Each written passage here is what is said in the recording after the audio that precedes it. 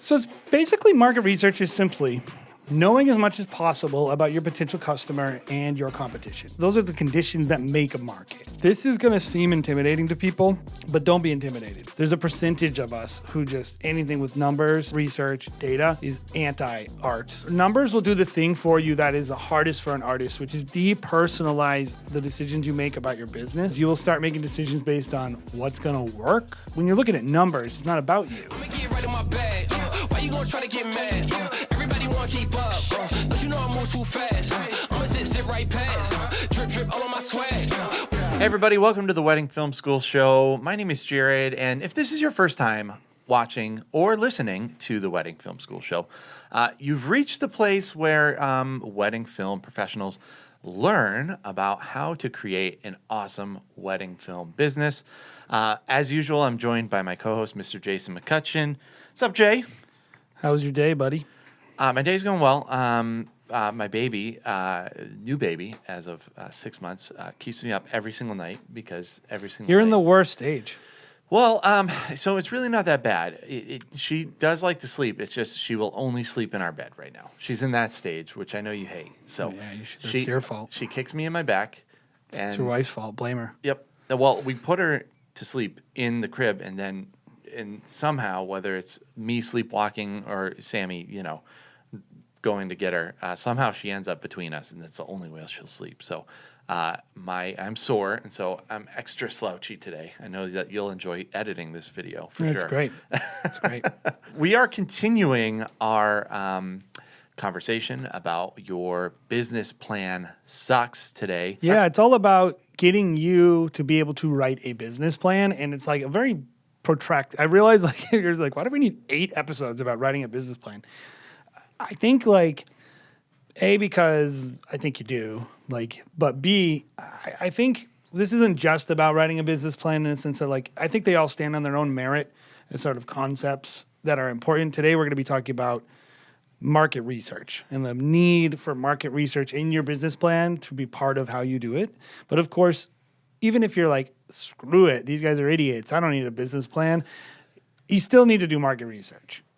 Yep. So Still got to do market research. You still got to do all the things we're talking about. yeah, this is a weird topic that I think people don't talk about in the creative space, research. Well, it's interesting because I think it's one of the easiest things to talk about. And us videographers, maybe we're not known for our business prowess, but it's kind of one of the things that I think I naturally gravitate towards is just basic numbers. Who's the competition? Who do I have to, worry about taking my job? There's a lot of things that go into it, and I think it's just probably not the hardest concept for people to grasp. I think that's an important thing to really bring up initially is this is going to seem intimidating to people, but don't be intimidated. You think so? Oh, yeah. People are intimidated by numbers. Anytime you say numbers, a lot of people are like, check out. I suck at math. I don't like math. I don't want to think about it. Especially creatives who view it's weird. We're like, numbers are the opposite of art. It's like they're not the opposite. But that's how people think, I think, is anything concrete is the opposite of being able to imagine yourself as being anything you want to imagine yourself. I mean, remember how offended people get when they read those wedding reports? Every year. From every the year. Wedding Wire? When it comes out and someone posts, Or the average wedding photographer costs $1,350. People lose their brains. Every year they say... They lose it. Every year this exact comment comes out when where the Knot releases that report. What are they trying to do to us? Yep. It's like they're not trying to do anything. They asked couples how much they paid, and this is how much they told them. I just feel so lucky that I grew up loving baseball because baseball Yes. taught me to love the numbers. And Me too. And maybe that's the reason why people hate baseball. Maybe. I don't know. Yeah, and which baseball's pretty unpopular. So here we are. We both are baseball fans, and we both love running successful businesses. I'll say this. Numbers will set you free. Numbers will do the thing for you that is the hardest for an artist, which is depersonalize the decisions you make about your business, because you will start making decisions based on what's going to work, what the market wants, what the market expects, all these things that are hard for us, that when you start like, well, what does that say about me? Well, when you're looking at numbers, it's not about you. It's just about this is the numbers and what. So hopefully this will help you guys a little bit today. But before we get into the podcast, we have a sponsor for today's show, which is Keenatinic, WFS 25. You'll see this nice little promo code WFS 25. Go to Keenatinic's website and just enter it in there. They make really great lights, modifiers, all kinds of cool products. They make the Practilite, but they actually make a lot of other stuff. And you head over there, you get 25% off if you use our promo code off your entire checkout, which is awesome. So go head over there, do that. But let's move on. Yeah. So when we talk about market research, let's just hop right in. We have an official definition. I think most people can kind of glean what market research is, but why don't you read that off? I like this because this gets to the heart of it, which is market research is the process of determining the viability of a new service or product through research conducted directly with the potential customers. This is what we are trying to do. A business plan should determine the viability of the new business, the new service, and it's like, will this survive in the market? Is there enough people?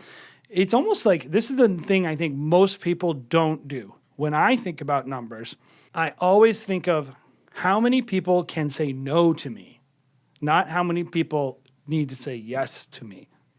So I'm always thinking about building that big number, which is my no's. You need a lot of no's in your business. A business plan that does current or good market research will be able to give you like this idea of like, how many potential people do I need to talk to get the amount of yeses I need, which are yes, I will book you, to run the business I want. So if you're charging like $6,000-$7,000, and you want to charge $6,000-$7,000 for your service, you need, say, 20 people a year to agree to that to make the amount of money that you're saying the business plan is going to need to hit. You better have some idea of how many people are willing to pay $7,000 in the market that you're trying to hit, because that should factor into how you do your planning, And I actually think a lot of people should be building their businesses based on what market demand is and not just based on what they want to make. A lot more people should be doing that. That's a pretty common thread with this series is just talking about, hey, yes, you should be able to make what you want to make. I think it's one of the reasons why everyone gets into this industry, because they're like, I want to do that, and I'm a creative, so I'm going to pursue it. But then also, this part of the series definitely dives into what is the sustainability of that thing that you want to make. And just being honest, the thing with data, right, is it's hard facts. Right? Yeah, it's just facts. And that's all we're trying to do is what are the facts in our industry?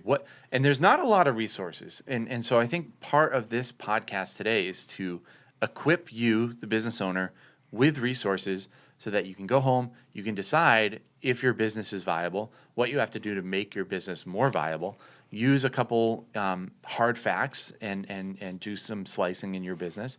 This is going to give you the data points to be able to do that. And it's different than, I think, what most people do, which is just glean data, empirical data, right? Like, I've experienced this, and therefore I'm going to make a decision on my business based on what my experience is in my small corner of shooting 10 weddings a year, right? Yes. And that's a challenge for most people. Most people don't have enough data. You don't have enough data points to really make an accurate decision. You could start in shooting, all woodsman videos, like you're a wedding videographer and you're shooting in the woods, all elopement videos.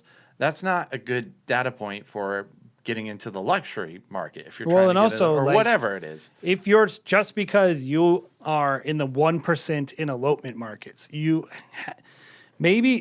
my guess is if you're charging $5,000 and shooting 25 to 20 elopements a year, you are in the 1% of people making those films. You are in the top 1% of successful people. You are probably one of the most successful elopement filmmakers.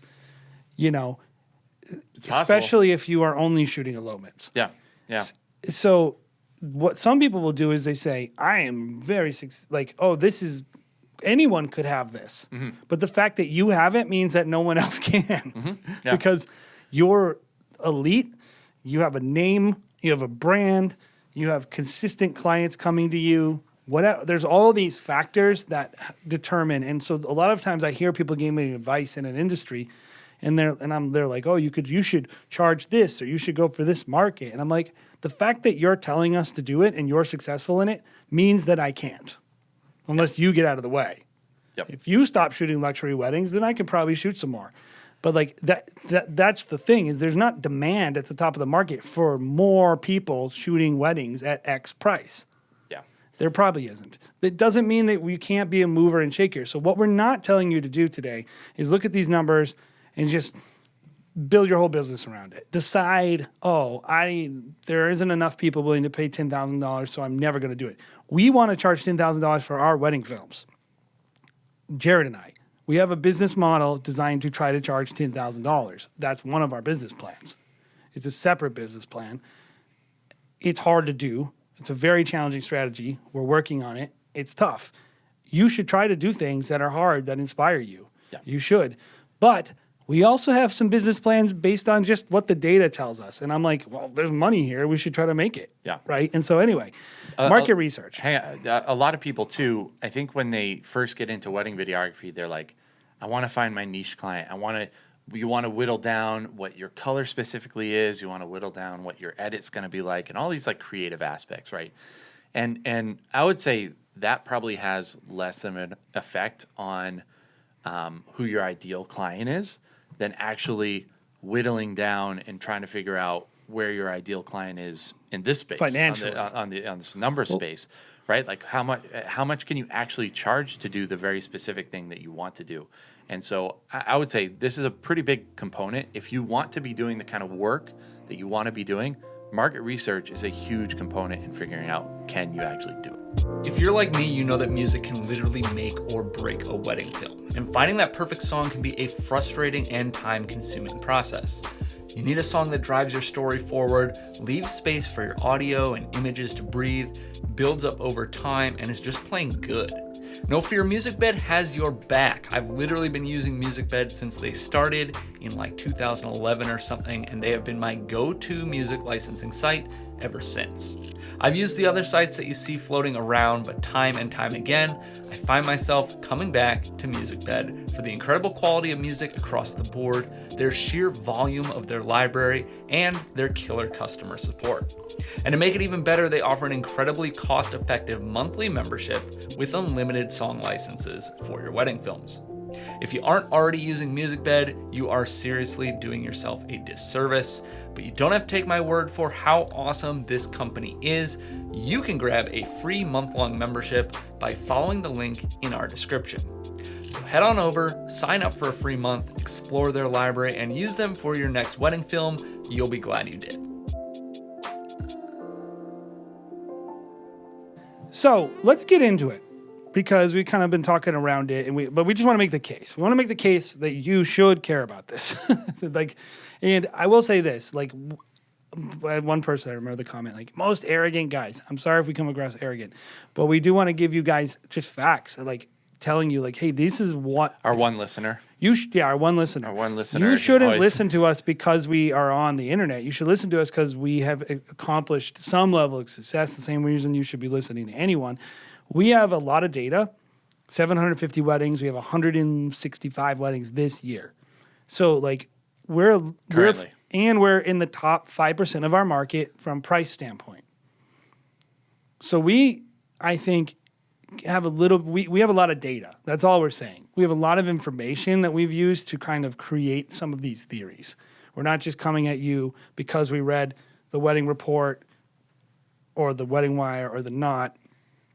We're doing it because we're looking at that data and we're like, well, based on our giant sample size of data, this checks out.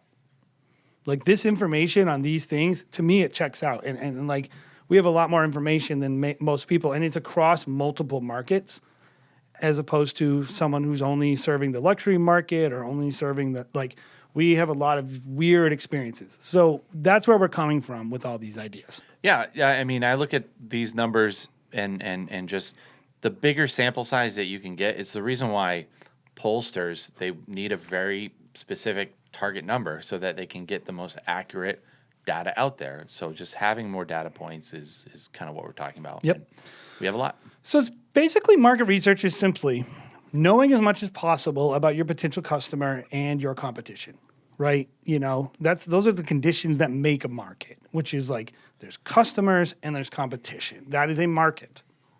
If there's no competition, and you know, I'm not sure you can even call that a market. It's a monopoly, is what we'd call that. Well, and the data here will tell you is there competition and what the competition is, and can you annihilate the competition? Sure. So here are the data points, and I'll kind of rough it through really quick, and then Yep. we'll talk a little bit about it. The data points that you should be looking at. Everyone should be trying to understand these data points. There's probably more, but at least these. First of all, what is the total amount of weddings in my area? How many weddings are even happening? Because you're booking those. That's what you're selling. So you need to know how many people want to buy them. How much are they spending total for their weddings? Not how much are they spending on your services, but how much are they spending total? That matters for a lot of reasons. How much are they spending on your services? That also matters. What are the trends in your area in terms of like, and this may be a little empirical. You probably could actually create a hard data point on it, I guess. But in terms of like, you know, are they buying mostly recap films? Are they buying a lot of 25-minute edits? Or is everyone graded sepia tone? Like, you need to understand the products that are being sold. Well, year to year too. Like Yes, year to it how, changes all how the much is someone spending 1 year to the next year, whatever. Yep. And then, so the trends, you need to know the trends on how much this is changing over the time in terms of, it's not just how it looks, although that matters, but you can measure like what are the spending trends and evaluating like how is my industry growing? Is it shrinking? All that stuff. Because maybe that could help you with your pricing next year. Who knows? Spend distribution, which is how much of the market is spending X, Y, and Z. So for instance, in our area, because I want to give this example right away so it makes sense to people because it's not a term people use, spend distribution. The spending range of people spending less than $500 for a wedding videographer based on our favorite website, which you should go subscribe to, is the wedding.report. The wedding.report. They said 34% of brides are spending less than $500. This is 6,249 weddings in Massachusetts. This equals 1,562,000 total sales. So that's a $500,000 market for wedding filmmakers under $500. You got $500 to $1,000. That's 29% of all films being sold. Number of weddings 5,463. That is a $4,097,000 market. Okay, can we stop there and talk about what those weddings are? Like They're just weddings. So Maybe good weddings, bad weddings. under $500 is 34% of the Massachusetts market. Is this Massachusetts numbers? Yeah. And then 500 to 1,000 is another 29, essentially another 30. So 65, 63-ish, 64. 65% roughly is under $1,000. So essentially you're talking about 65% of our industry in Massachusetts are Craigslist videographers. Yeah. They're Yeah. not listening to this podcast. Okay. Yeah. So They're not listening to any podcast. They're just like, who knows what, like they could be uncles, cousins. This is data collected by couples, by the way. They're offering it. And maybe they're lying. I don't think they are. Yeah. So immediately what this told me when I first read this number, is it was a big wake up call. I think for both of us, we were like, what? Like maybe all these other companies who I are definitely think we had averaging- bought into the story on Yeah. the market. Like, average is $2,500. all these people that are saying the average is, $1,200 for a wedding videographer, maybe they're not that crazy because here are the numbers and they play it out right here. Mm-hmm. Who are those people? So you're automatically thinking about who's my competition in the area. What a big part of the industry is here. Do I even want to service these people? What is that even like? How much work is that? Like, that's a huge part What do of the these industry. people want? And you'll see this. You'll bear it out. If you've ever made the jump from $1,500 to $3,000, you're going to see that the requests that the couples have are different. Mm-hmm. Like, they're going to want different things. We're a little bit experiencing a little of that now. Yep. with our new product. But this numbers are what helped us create this product, right? Because you got like 23% is 1,000 to 2,000. And this is where things get crazy. I think this will always blow my mind every time I see it, because this is all we talk about in our industry, but it's such a small amount. $2,000 to $3,000 for a wedding filmmaker in our area is 5.5%. That is only around 1,000 weddings.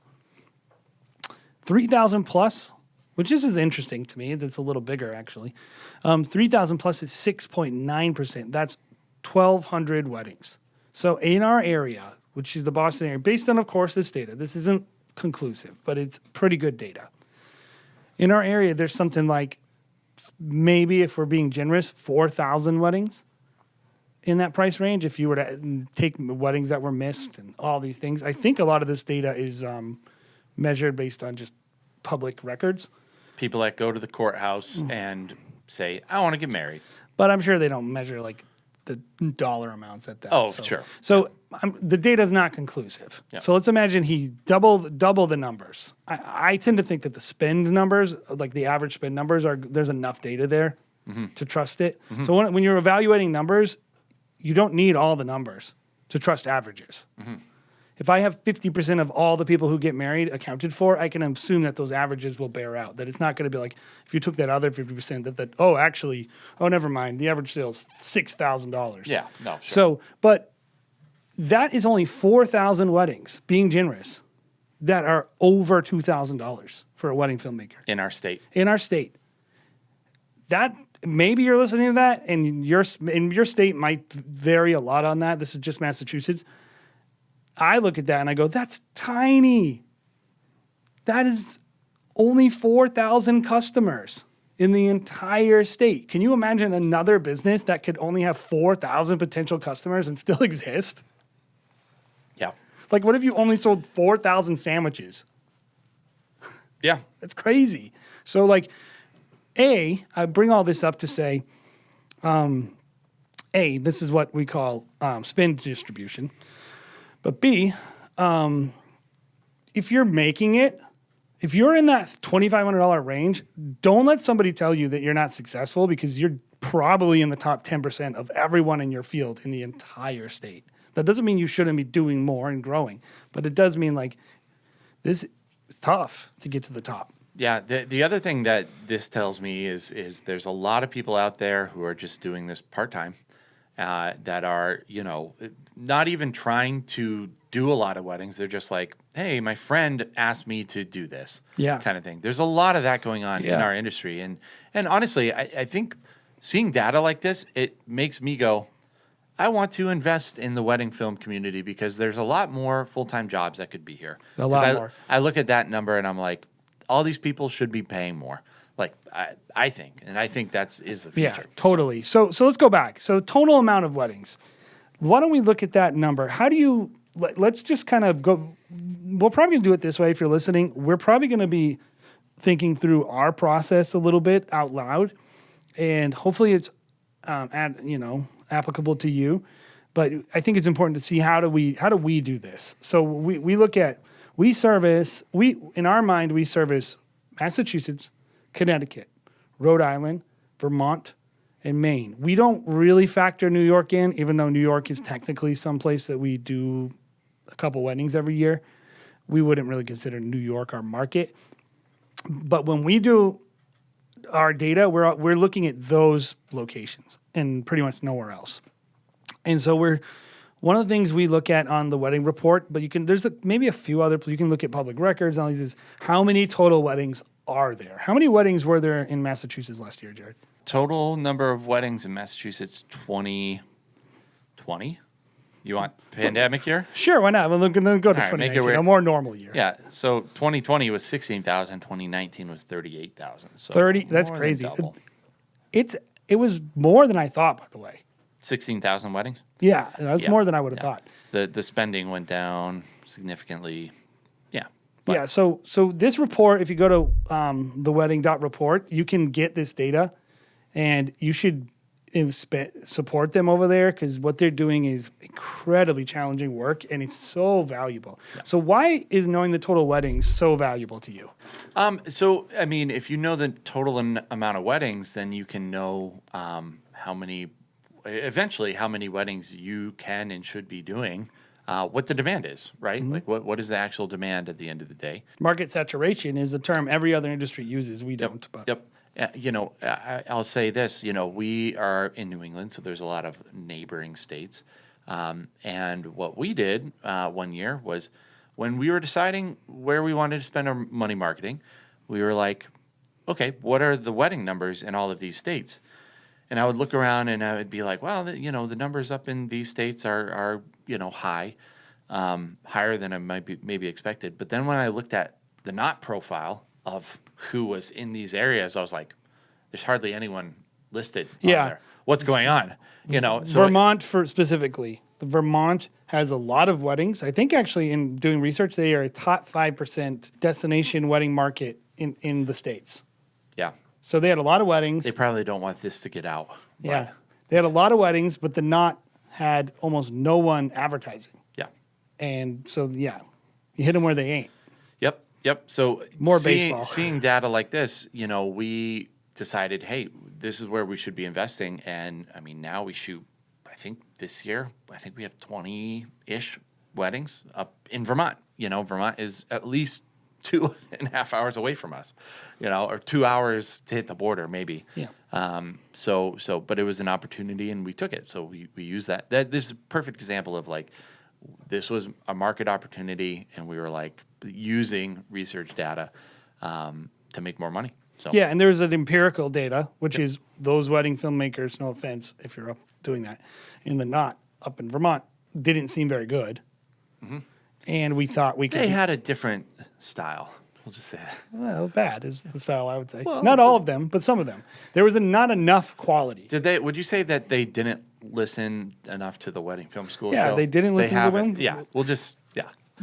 They didn't listen to the wedding film school show because we didn't make it yet. Yeah. So now we're building our own competition. So yeah, good.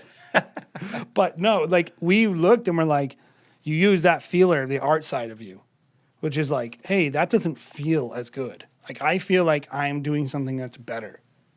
I feel like I can compete in this market. I feel like my price won't blow people away. And I think we can do this. If we just were in front of these brides, they would buy it. And so we made this, and then so we took the empirical side, which is in your feeler and your experiences, and then you took the data side, you combine them together, and that's how you make choices, and that's how you do the market research. And that's why total amount of weddings is a great data point. Let's look at total spend. The next thing you want to be looking at is what is the total spend per wedding in your area? Why is this so important? Total spend, so I think total spend probably has a lot to do with how much you're going to charge for your packages, right? I think, where's this number? Like, we always use this number, but maybe it's just a number that we came up with, but I've seen it used in other ways, too. That would not be the first time. Yeah, that's true.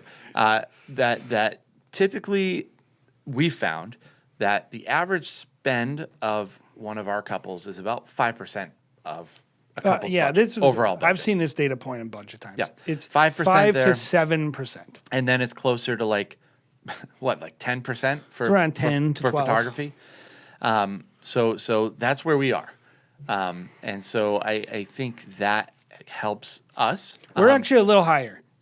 So I can give a more sophisticated. We specifically as a business yes. or video? Okay. So we decided we want to be in the top 5% of our market. So how do you know that? Well, you know what the average couple's spending per wedding. And then if you take the data, you say the average couple spending X, the top 5% of the market is spending X on a videographer. Okay, I can take that number. So I think the top 5% of our market is spending around over $3,000. If that's 5%, you can say that the average wedding in the top 5% is $60,000 to $70,000 minimum. Mm-hmm. Yep. Right. So what would we do? We start targeting planners, venues that cost $60,000 to $70,000 minimum. Then I know those couples are going to have no issue spending what I want. We're targeting our brand at being in the top 5%. So we don't show up places and people go like, oh, the Knot. only gets you budget brides. Bullcrap. Like if you can get good, anyone who's a market leader gets good brides. Sorry, if you're not a market leader and you're not getting, like, maybe that's why you're not getting good brides and grooms, of course. But that's what we did. So we took those total spend numbers and we extrapolated out. Like, we didn't say let's charge 5% of that number. We said who do we need to talk to charge what we want to charge, and what is the can we do it successfully at the volume we want? Can we get in front of enough of these people? How much do we need to spend to get in front of these people? Because if there's only a certain when you look at the total cost of the wedding, and then you see, in our market, I said the actual numbers on the wedding report for people who are close to where we want are maybe 2,200. I think probably you can double that. In our area, there's probably 4,000 weddings that are in the $60,000 mark. Yeah.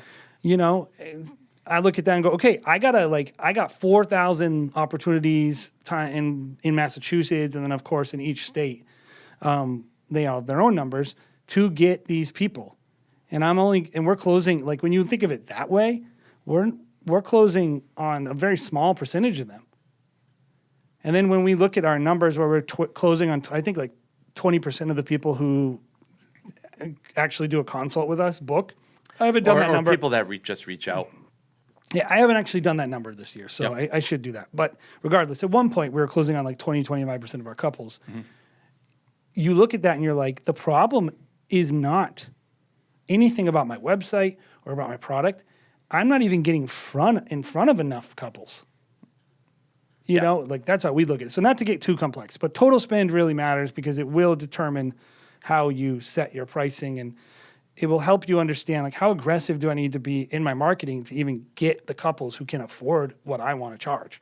Yeah, and it's one reason why industry leaders, the people that are making the most, that are charging the most for their services, and working the most expensive weddings, it makes sense that they would go to wedding planners, because they're essentially just feeding them nonstop. Good leads. $500,000 wedding, 5,000.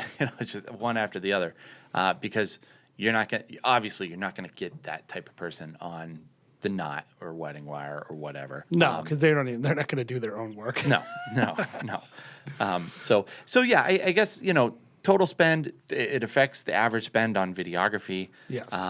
Which you need to know, but we've talked about that ad nauseum. But the next one is average spend on videography. You need to know that. So you can get that on a lot of places: Wedding Wire, the Knot, the Wedding Report.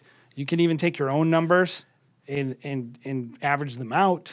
There's a lot of ways to get this number. You got to know it because it helps you set your pricing or evaluate the successfulness of your pricing strategy. Yeah. Let's talk about trends. Yeah. Our industry is a little flatlining in a lot of ways in terms of average spend on videography. It hasn't grown a lot, has it? So I need to pull up the report on it. I think coronavirus obviously threw a wrench at it. But in an ideal world, I think as you got to think about equipment going down, the average cost of equipment going down. So the average barrier to entry has gone down significantly too. And this is the thing. I hate when people complain, these kids don't spend enough money or whatever. So I really don't like that conversation, because I think most people breaking into the industry are just doing everything that they can to break into the industry.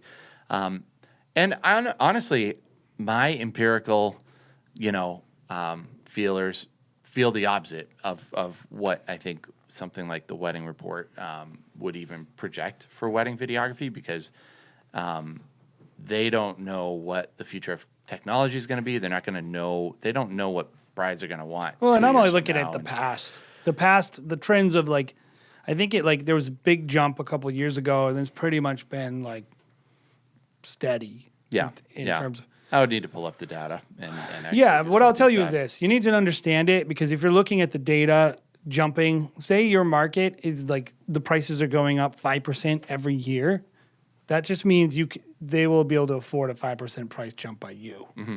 And so don't if you're wondering why do I need to know data? Well, data will help you do the thing in your business. The one number we all care about is money. We all care about making money. And this is, if I can just get on my not my high horse, but on my soapbox. Get on your soapbox. Get on my soapbox. This is an area that is totally up to you, listener. You know, like you're the reason why this number can go up, and it's we say it all the time. You know, this is the reason why we do the show, is because we really think the reason the numbers there's a reason why only 50 to 55% of brides get a wedding videographer. And it's not that videos aren't awesome. I think people really love videos. It's a lot of people have a bad experience with wedding videographers, with, you know, a filmmaker, with just, you know, or other vendors have bad experiences, and they have bad things to say about you, wedding videographer. So I think that's specifically what, like, wedding videographers and DJs fight each other for worst behaved wedding vendors. Yes, yes. And not to get too off track of the actual topic, but I actually think with a lot of industry changes, and I think it is going a good direction. Just my senses actually tell me that, and maybe that's just me, you know, hoping. But I do think that number is going to go up. Just you look at the way the world interacts with video, it's becoming more and more important, and more important than ever. So there's a need, there's a desire. I feel like people want videography to be awesome, but then they're convinced out of it. And so we, as the wedding videographers, need to fight that, right? Do you have the data pulled up over there? I'm just looking at how they're projecting a almost double industry growth in 2022, which is something I already said before without looking at the data. So Yeah. great minds, I guess. But yeah, I mean, let's all just say this. All this to say, this isn't a thing you do just setting up your business plan, because if people who prepare for a huge boom in the industry next year by getting associates or doing whatever they can to make sure they can secure all the income possible are going to reap the benefits. So you need to constantly be doing market research, just like I'm doing. I'm looking at this number like, geez, dude, we're going to have, if this is true, next year we have twice as many wedding opportunities. We got to get ready now. It's not next year. So let's move into something that I think is maybe a little controversial. And because these other numbers, they're easy to get. We're telling you, based on our experiences, that like they're pretty good. Whether you look at the annual survey by the Knot or the wedding report, they're usually going to have enough cross that you're going to be like, yeah, these are pretty trustworthy, and you can learn a lot.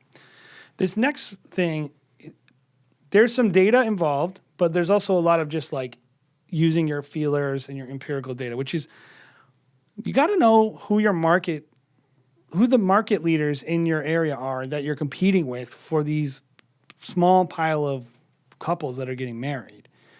Why do you think people are so uncomfortable to discuss the idea of like competing on a market for these people? Like when every other industry talks about like Pepsi and Coke doesn't say like, hey, Pepsi, if you win, I win.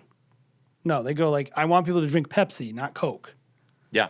Like that's just how the world works. And in wedding film industry, we act like there's infinite amounts of weddings, and that they're now given the market will tell you more people could buy this product. But I do think at the end of the day, if your micro market, maybe not more people could buy it. Yeah, and honestly, at the end of the day, the average individual doesn't have a lot of control about market growth. They just have a control over personal business growth. So, you know, if a bunch of people maybe grew their business, then you would see, you know, overall business people who growth. control it the most are the $500 Craigslist people. Yeah. And they're not listening to our show. So Apparently. Yeah, so the question is, why does competition make people feel uncomfortable, right? Yeah. And I think it has to do, again, with everyone, you know, wanting to play nice. Although, I will say, out of all the artists I know, the most artistic people are also the most competitive people I've ever known in my life. You can look at it from, like, film directors. You can look at it from, like, actual artists that paint. They're mad competitive, and they don't want other people to succeed. They want themselves to be exalted and, They would never admit celebrated. it, but when push comes to shove, that's what ultimately When it you ends up actually, being. you get them drunk on a Friday night with some wine and you guys are talking, they'll just brush. They might be the nicest people in the world on stage or whatever, but, when you get them down to brass tacks, they want to destroy other people. They want to win. They want to win. And if you don't realize that, you're doing yourself a disservice. And if you don't have that competitive edge, maybe you're doing yourself a disservice too. But yeah, it's definitely a truth in our industry, certainly. Yeah, if people are uncomfortable with it, and we're telling you, like, get comfortable with the idea that the reality is, whether anyone wants to admit it or not, when a couple is choosing between you and someone else, that is, by definition, competition. Yeah. And that you are never, ever, ever, if you have that day open and they have that day open, your friend, filmmaker, you are never once going to say, you know what, they're such a great guy, I hope they get the booking. Because, community over competition. No, you're going to say every time, what do I need to do to get booked? And it's not even that you're thinking, I want to take a wedding from another person. It's just like you want to get booked. You want to win every deal. And that's just normal. And it's healthy. It will actually help all of us. Can I tell you a story, Jay? Tell And you've stories. probably heard it because we tell stories. Let me to just each other imagine all the that time. I've never heard it. Okay. Hey, what is this story you're going to tell me? Hey, Jason, did you know that I do photography and I do videography? What? So one time I was got a video lead from a couple, and they inquired about our video services, and then at the end of their consultation, they were like, "Oh, so you guys also do photo services, right?" And I said, "Yeah, this is what we do." And then as I'm looking through their portfolio that they sent our way, what some of their information is, I was like, this one photographer referred us, and now they're asking me about photography, and I'm like, in my head, like, because I do like to think I'm a good person, and I'm not going to totally, but Ethics. But also the reason why I actually turned this couple down. I was like, I can't shoot your photo wedding. Like, this photographer who I love this person, referred me, but I am not going to take this person's work, not solely. I could probably say because, I have standards and, I could really rub it in that person's face like, oh, I'd never do this. But the reason is because I want to sell my video service, and my video services are way more important to me than my photo services. Well, This is every time- a bigger part of my business, and I'm not going to burn a bridge that's worth $30,000 over the lifetime of this friendship just because I want this one photo, opportunity. Anything that's good for business is competition. Yes. And that's what people don't realize. Is like being nice to people. You're being nice to people because you want to be a good person, but you wouldn't be doing it exclusively for that reason if it killed your business. Yes. It's all optics. It's all optics, and then that's okay. That's okay. Like there have been relationships over the years in our industry that we have purposely decided that the relationship is either toxic or non-beneficial, and we don't care if they ever refer us. But we take that decision very seriously, because what we mostly try to do is actually make everything cool with everyone so that they'll give us money and we'll be cool with each other. We'll have a good time. We're not just doing it just to be buddies with people. And we happen to be buddies with them outside Yeah. of the business. But the business side is we're trying to all do things that are mutually same as them. Like if I screw them by doing a bad job, do you think they're going to be like, you're my friend? We've seen this in action a few times. When they feel like we've done them a disservice, the friendship goes out the window. Yeah. Because it's all about making money and their clients. So that being said, your competitors, the people you're competing with other couples, who are those people for wedding filmmakers? It's pretty straightforward, but Who are the actual filmmakers? yeah, who are these filmmakers that people are competing with? I think the average person is probably competing with every single person who's listed on the Wedding Wire and the Knot. First and foremost, that's an easy way to find your competition. Yep. And what you should be looking at with these people is what are the services they're offering? Yeah, are they similar? Are they similar? Is there overlap there? And then also, what are they charging for these services, right? And so it's an immediate way to kind of take inventory of areas that you can sell, because whether you know it or not, most people that you're talking to are shopping you. No way. Can you imagine? They only find you. Yeah, and they don't want your personal art, if you can believe it. They don't. They want the best product for the cheapest price. Yeah, yeah. They do. And honestly, I mean, yes, they do. We'll just end there. But for most people, like it always feels great to have somebody be like, I've been following you for 7 years. Like, Yeah, it's great. it's great. It feels Easy sale. awesome. Easy sale. I can hang up with them after 5 minutes, and it's like, yeah, I'm actually genuinely excited to shoot. But most people are, you're competing against other people. They're shopping you. So if you can automatically use certain aspects of packaging or pricing to your advantage, you should be able to know what the industry in your area is offering, so that you can compete with them. Well, I asked that question is just to make it very clear to people. Not every filmmaker is your competition, because not every filmmaker is competing for the same market segment. Sure. So specifically, whoever is competing or you strive to compete with for the same customer, which is the customer segment, like a person who's spending $500 on a wedding videographer is not your customer. It doesn't matter what they want. It doesn't matter anything about them in terms of your business. So you don't need to consider that. But someone who's charging like your market or the market just below yours is your customer. Mm-hmm. Yeah. And so people who are servicing that market, they can take people away from you. Yeah. And not just that, people will be shopping you and them. Yep. Chances are. So your website needs to compete with their website. Your pricing package presentation needs to compete with theirs. If you can, like for us, one of our big strategies is to present immediate benefit on first glance versus the other people they might be comparing us to. So we want the person to see our pricing and package presentation this isn't giving much away. Have a good sellable website. Oh, Jason, we're gonna go broke. If you keep on giving these bangers away, like have a good website. No, but like when people look, we know that's a competitive advantage, because when we get on the phone with that person, they have a very good idea of exactly what we sell and exactly how much. Sure. Versus our competitors, which have to spend half that phone call explaining what they sell and how much.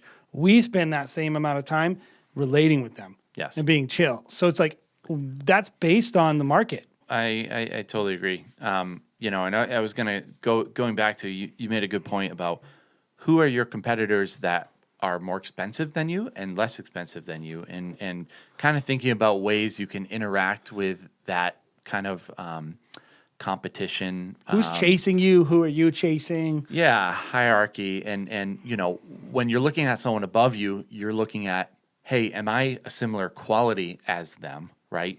Like, because you can compete with quality. And then you can also compete with, can I offer some things that they are not offering? Can I throw in raw footage? Because that's not extra work, for free. And then they'll want to book me because they're getting extra services. And honestly, guys, I mean, most brides out there can't really tell a difference in quality. Not all. Like, we're not going to paint with that broad of a brush, but like, it's not something, there's not enough people. If we're talking data, you won't be able to tell the difference between a $1,000 difference between videographers in most cases. No, if you're talking data, there isn't enough of them that would make me comfortable to build my business around the couples knowing the difference. Yeah, yeah. And then also you have to worry about who's, breathing down your neck, who is charging $1,000 less than you that's currently trying to, wipe your knees out. Yeah. I mean, if you're not paying attention to this stuff, when that new 22-year-old kid who's more on trend than you comes in the market and he doesn't own a house, he has none of the bills you do. Yep. He doesn't care, and he's charging $2,200 because he just loves it so much. You could complain about that all you want, but the facts remain that could start harming your business. Yeah. And if you're not ready, okay, what do you do to adjust to that? Can I give a little bit of a rant, Jay? A recent rant? Go. Okay. So you see it, right? You see it right now with older wedding videographers, I would say above 40 to 50, who They're refuse. the saltiest of salty. Yes. So be prepared for a great life ahead of you. If you're a wedding videographer. They don't know how to use their iPods, so they won't listen to this show anyway. Yes. Yes. They're still listening on DV tape. They Yeah. have to transcribe. They it actually when watch all their media on mini DV tapes. Yeah. Who refuse to give. So it used to be raw footage. They refuse to give out raw footage because who's ever going to want to watch raw footage? Blah, blah, blah, blah, blah. I'll tell you what, I've put people out of business because we offer raw footage. I'm sorry. We just have. They have an early retirement plan because we offer raw footage. Sorry, we did that 5 years ago. And then nowadays, I'm finding the thing is non-disclosure agreements. Like, aren't you surprised how many people refuse to offer an NDA to people? I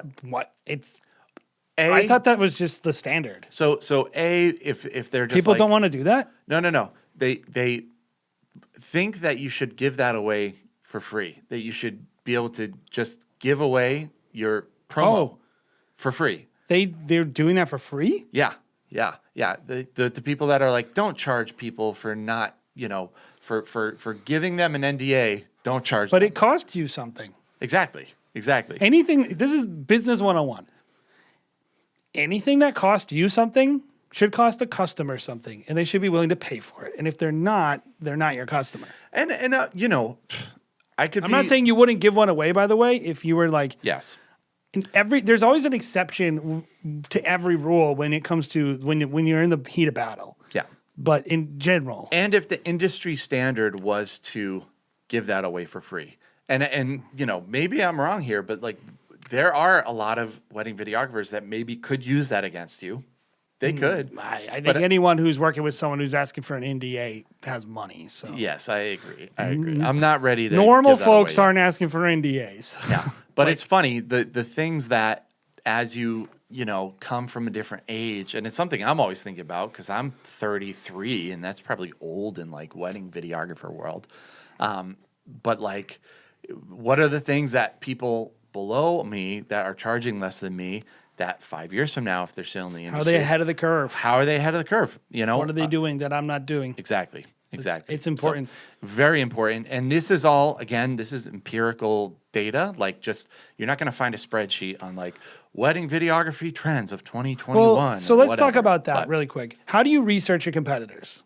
Besides, you'd mentioned one, which is, I think, very important. Even if you don't like the knot, still go look at who's advertising on the knot because these are people that are anyone who's willing to put money behind advertising is your competition. They're actively competing, right? A. Yeah. B, Instagram, finding people who are local and evaluating the ones that are good.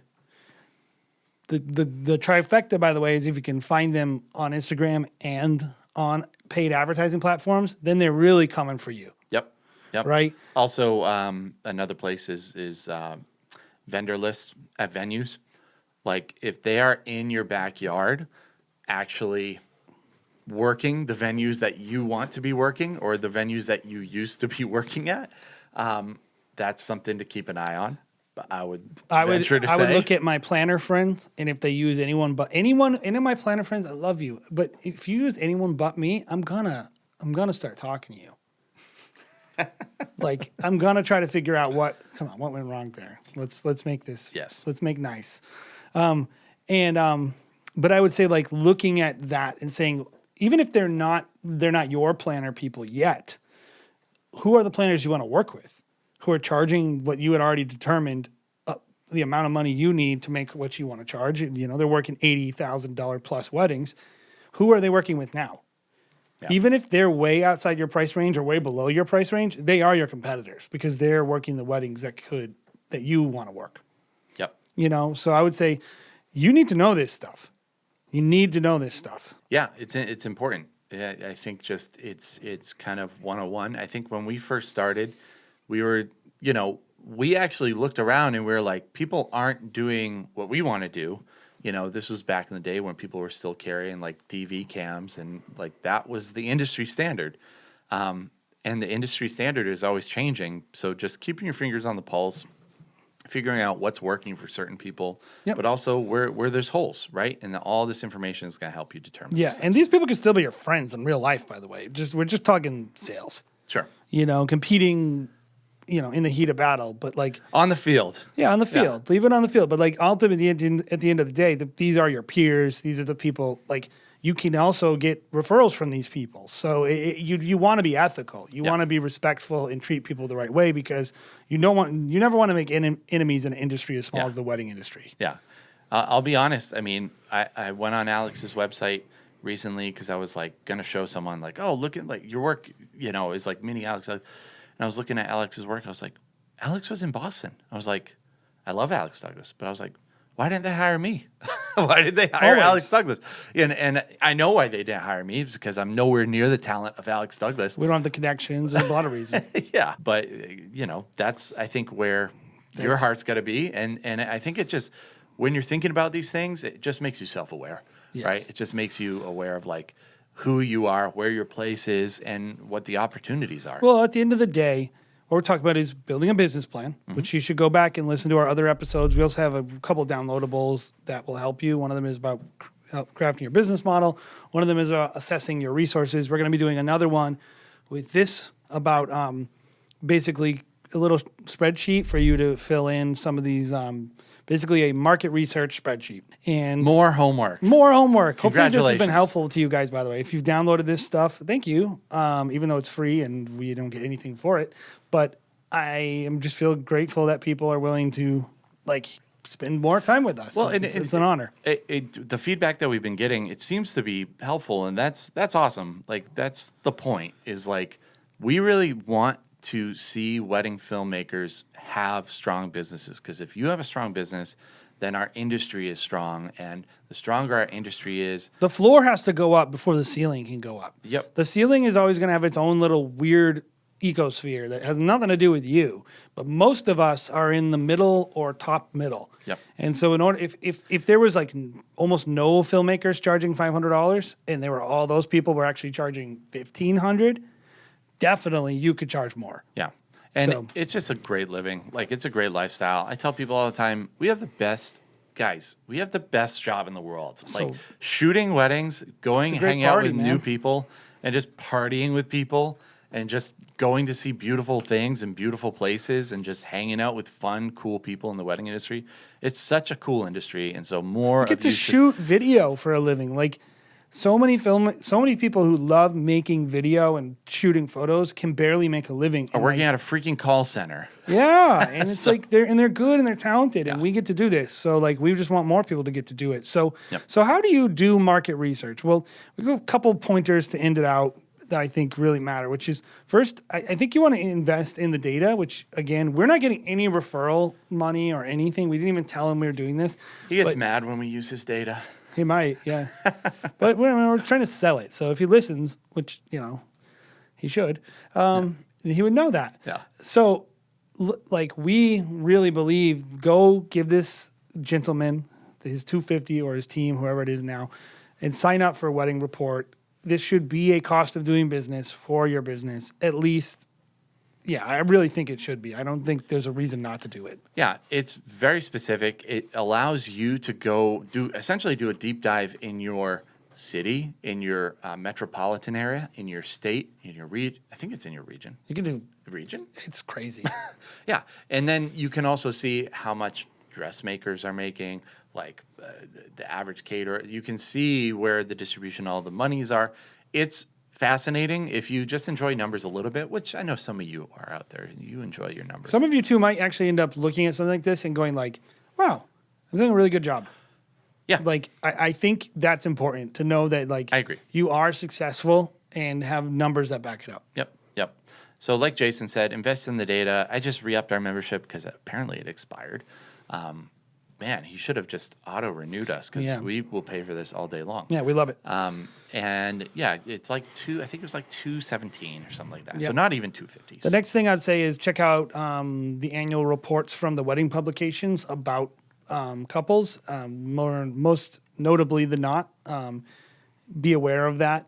And then also try to be a troll in Facebook groups when people complain about it. It's very funny. Yeah. And so like just looking for free resources that give you industry data, I think is what we're saying. Be willing to invest money, but also look for free resources. The other thing you can do to do market research is you collect data from lost leads. You do that all the time. Yeah, I do. And sometimes I'm scared too, but honestly, just sending an email to people when they say, hey, we decided to go another direction. That's my favorite line.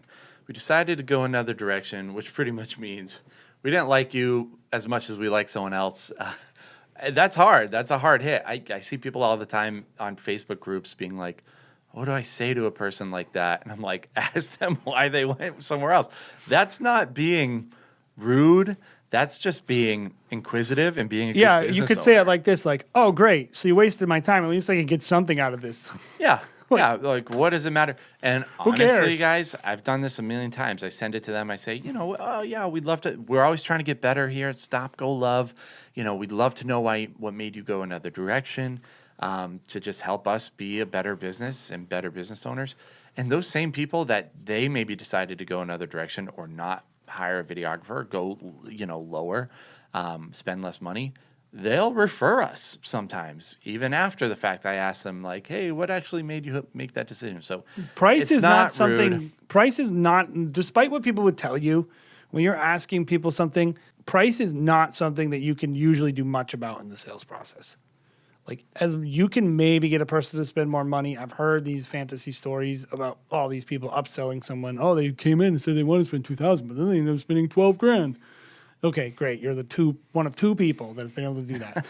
The rest of us and normal couples, they have the money they have. So price is a great data point because it means, A, people love our work to the point where like our prices are on their site and they still were willing to try to figure out if they could afford it. Yeah.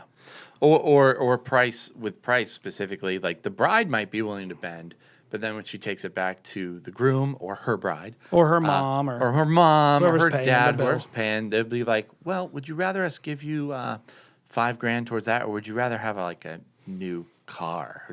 It's just about like or a $5,000 check or like whatever, and then they're like, oh, the check. Yeah, they still definitely. perceived you to be worth that amount of money on first blush. Yep. And that matters in the market. They didn't look at you and go like, this is a waste of money. Like, right. So that matters. You want people to tell you were a little too expensive. If you're booking the amount of weddings that you want and you have people turning you down over price, that means that you have universal appeal. Yep. And that's a good data point. So you want to ask people, why did you go a different direction? Yep. Collect data from your claimed leads. So what's some information you can get from people who are your customers? Anything that this person does is data. The packages they buy, what their lead source was, where do they come from? Sure. Do they come from Facebook? Do they come? You can get this from from the leads who turned you down too, of course. But you can start taking it to another level with claimed leads. Like, could I upsell them? What percentage of my couples were able to be upsold? At the end of it, you could ask. We don't really do this. You could, if you wanted, you could send a survey and say like, I think this data is pretty corrupt, so that's why I don't do it, because it's like everyone is just gonna go 5 stars, 5 stars, and it's just gonna, or 1 star. You're not gonna get very helpful data, but maybe there is some information you can get from someone at the end. Just every single opportunity you are dealing with people, you're collecting information. If anything, we should be learning in the information age with Google and Facebook is like every data point is valuable, and so try to think of the people you're working with as market research for the next person. Whatever they liked, probably the next person is also going to like. We've seen that time and time again. Yep. So yeah, guys, hopefully, this is a lot, obviously. We're again doing this deep dive on why your business plan sucks. And market research is pretty time consuming, I would say. I love it. It is. It's something that's easy to do as you're sitting and watching. You feel like favorite you're making, Netflix show. Yeah, like a lot of things you work on that are like this, you don't feel like you're accomplishing anything. But like when you acquire knowledge about yourself and others that will let you make tactical decisions, like very few things are as satisfying to me than this type of market research.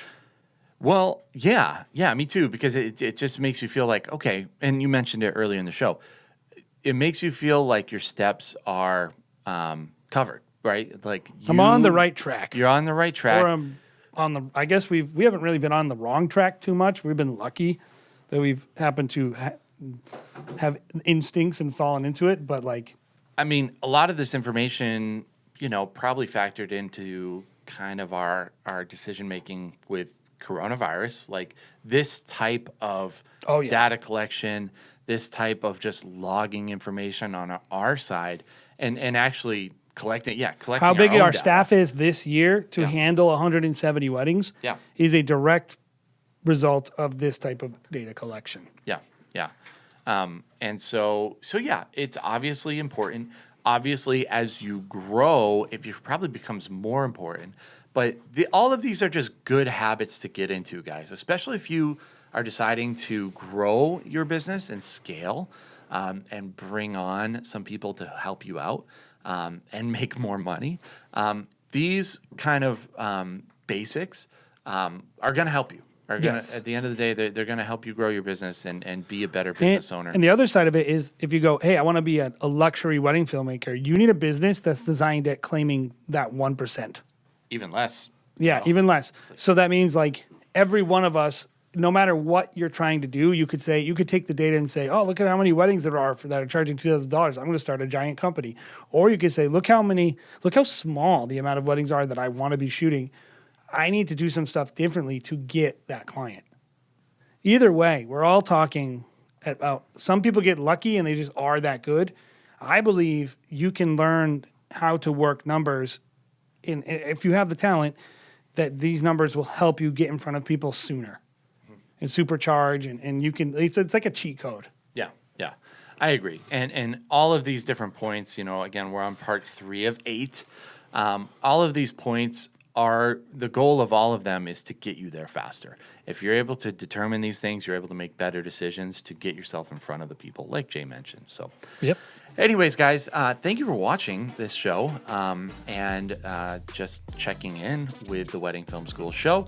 As usual, give us a subscribe, give us this video a like while you're here, while you're at it. Really goes a long way in getting this in front of other wedding filmmakers and, again, growing our industry as a whole. Make sure you're checking out our Wedding Film School live show. We're currently making some cool changes to make it a little bit more of a show as opposed to just film critiques, film critiques. That's still going to be a big part. So don't be afraid. Don't fear. We're still going to do the film critiques, Craig Adams style. And more just YouTube content coming your way every single week here on Wedding Film School Show. Thank you for watching, guys, and listening for you podcasters. And we'll see you again next week here on the Wedding Film School Show.